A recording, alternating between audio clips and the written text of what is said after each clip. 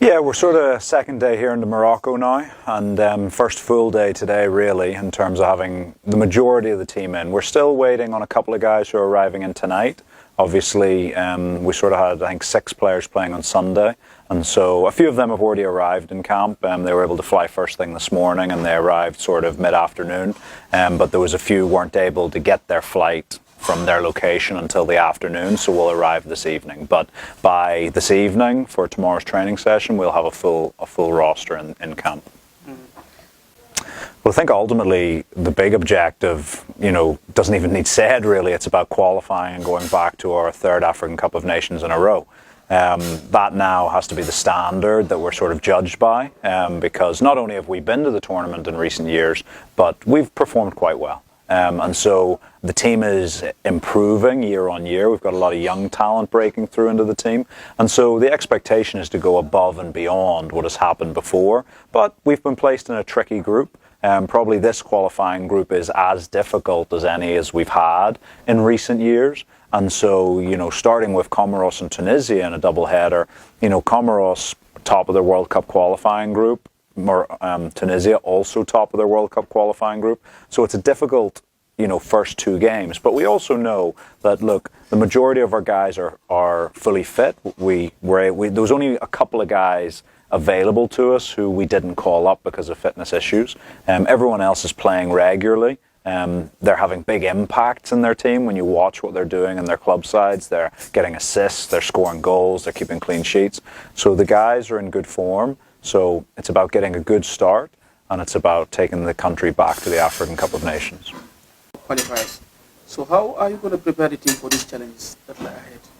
Well, a lot of it's really about, balancing us being confident in our own abilities. I always say that if you've got a group of players like we have with a lot of, a high technical ceiling, tactically very developed at their club sides, that we have to say, look, it's 70-80% about us. If we play to our maximum levels, doesn't matter who we're playing against, whether it's one of the minnows of African football or one of the historical giants, that we would be able to give them a very good game of football. So it's about us doing what we're good at, but also just being aware of the threats that both Comoros first and then Tunisia will bring into the games, because they're both good football teams. They both come in confident, and we've just got to make sure that, we get the ball at our feet, we get the ball to our match winners as often as possible. And if we do that, I think we can have a very good afternoon on Wednesday, and then hopefully when we get to the weekend against Tunisia as well. That balance of connectivity between the players. When you're at your club side, you're with your teammates every single day, and you almost know without thinking or without actively thinking what your teammate is going to do.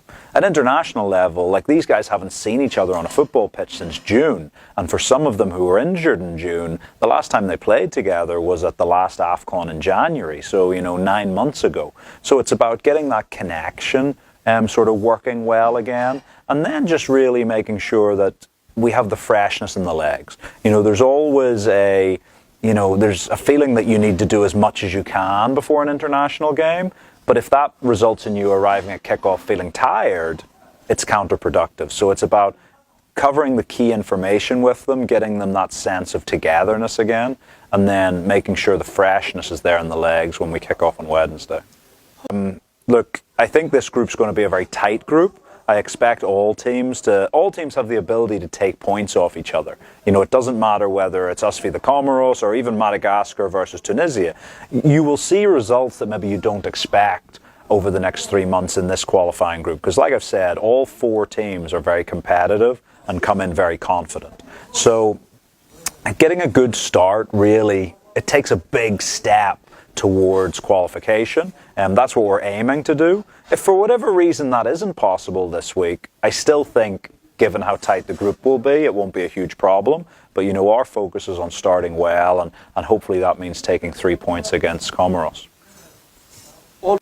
I think it's just about our players being, switched on and focused and really bringing their A game for 95 minutes every match day. Because it really is, if you switch off for any period of time against any of these opponents, they have the ability to punish you. they've got the ability to score goals. So we've got to make sure that there's no settling into the games. We've got to go from the very first minute and be prepared to play at a high level. And equally, we can't take our foot off the gas later in games. We've got to, if we get on top of teams, we've got to make sure we finish them off. So I think that mindset really has to be, first and foremost in terms of killing games off.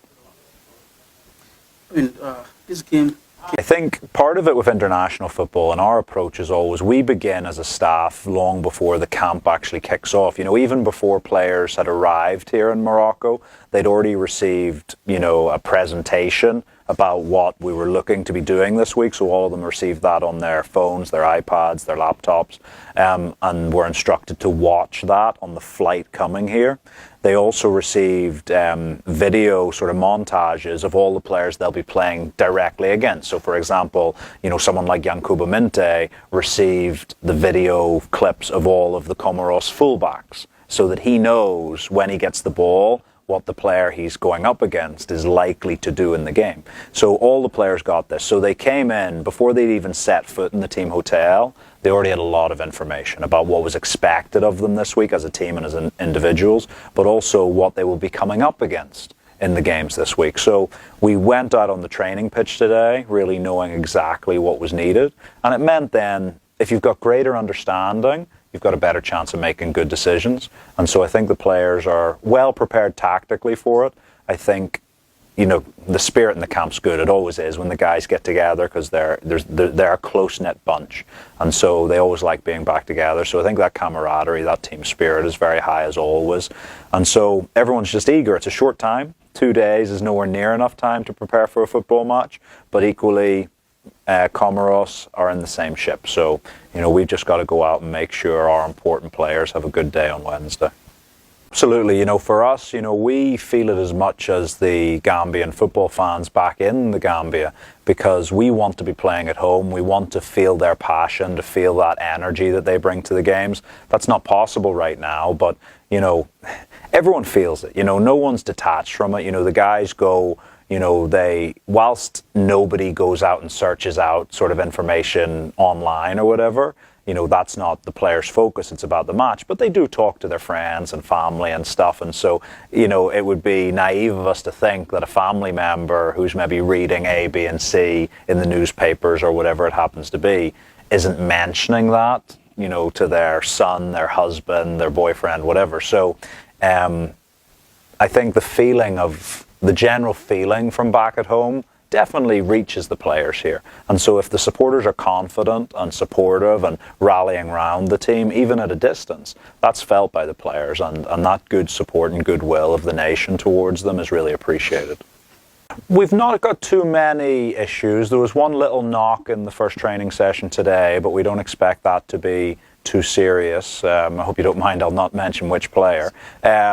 We obviously, well reported, I think, was that we had a little bit of concern over Ibrahima Darbo last week, who had an injury that we felt would keep him out for a number of weeks, but actually after sort of the initial few days when the pain subsided, it wasn't as bad as we first thought. And so he is flying in to join us. He'll be here in the coming hours. And again, that shows that passion to play for the national team.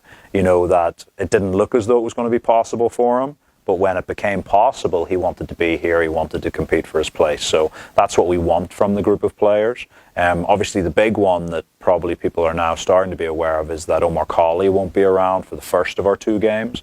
Everyone's aware he's just sealed a new move to PAOK in Greece. And just in terms of his work permit and stuff there, he won't be joining up with us for the first couple of days, but he will be available for the Tunisia game. Coach, Look, every job I've ever taken, I've taken partly because of the pressure. If I have various options on the table, and I said this when I first came into this job, was this is a job where people have expectations. It's not a development program with the Scorpions. It's about, whereas if you'd come into the Scorpions team maybe 20 years ago, there would have been less pressure because they hadn't qualified. They didn't have, whilst there was good players, there wasn't 50 good players. Whereas now, there's certain players are very disappointed at missing out on squad selection, let alone team selection. So, the competitiveness is very high. that pressure is welcome, because I think when you're under pressure, you perform your best. But look, I'm a guy that always is, I'm leaving no stone unturned to find top performance. Doesn't matter if we were playing in front of one person or in front of 2 million Gambians. It's that pursuit of being perfect, that pursuit of just top performance that drives us all on. So, we put ourselves under pressure. We want a top performance this weekend. And, we're looking forward to the games. Finally, it's been very good so far. Everyone's very welcome. Whether it's been going to the grassroots, obviously this week at Newaton, tournament matches, in the first division and second division matches when I was here the first time earlier in my spell, and just even interacting with the coaches and the general public. Everyone's been very welcoming. I think you can feel everyone's passion for not just the national team, but for football in the country, and that real desire for any of us who come in contact with the national team to try and help raise the profile of Gambian football. That's very important. So it's been a very good start. But look, if I steal a quote, I think from a much more experienced manager than me and Jurgen Klopp, he said, it's all well and good what people say when you start, but it's more important what they say when you finish. So we're at the beginning of this journey. Yes, it started well, and yes, everyone's on board, but we've got to make sure we're working extremely hard so that in 3, 4, 5 years' time, people are as positive then as they are today. Any final remarks? Just in terms of the supporters, we can't wait to see you again in Banjul when we get back home to play eventually. But whilst we're apart, continue to support the team, continue to watch the games on the TV, continue to get together with your friends and family to be part of that journey, even at a distance. And then once we're back home, we look forward to seeing you in the stadium. Thank you, Coach. Thank you.